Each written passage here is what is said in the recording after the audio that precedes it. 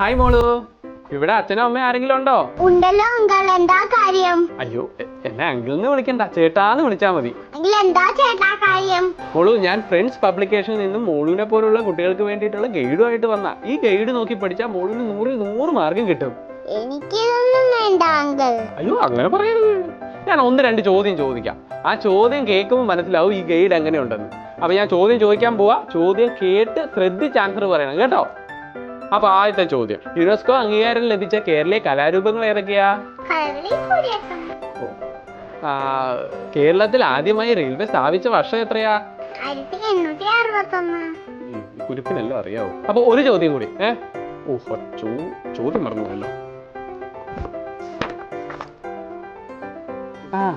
വെള്ളത്തിന്റെ ടേസ്റ്റ് എന്താ? പച്ചവെള്ളത്തിന് ടേസ്റ്റ് ഇല്ലല്ലോ. മോളെ ഇത്ര ഡീറ്റെയിൽ ആയിട്ട് ആരാ പഠിപ്പിക്കണേ? അച്ഛനാണോ അമ്മയാണോ? അല്ലല്ലോ, ഗാർഡിയൻ ട്യൂട്ടർ ഓൺലൈനിലാണ്. അവിടെ എനിക്ക് നല്ല രീതിയിലുള്ള പ്രോപ്പർ ക്ലാസ് കിട്ടുന്നുണ്ട്. അതെനിക്ക് ഇഷ്ടമുള്ള പോലെ. അതുകൊണ്ട് എനിക്ക് ചേട്ടന്റെ ഗൈഡ് വേണ്ട. സോറി. അയ്യോ, അങ്ങനെ പറയരുത്. ബൈ. അയ്യോ മോള് പോലെ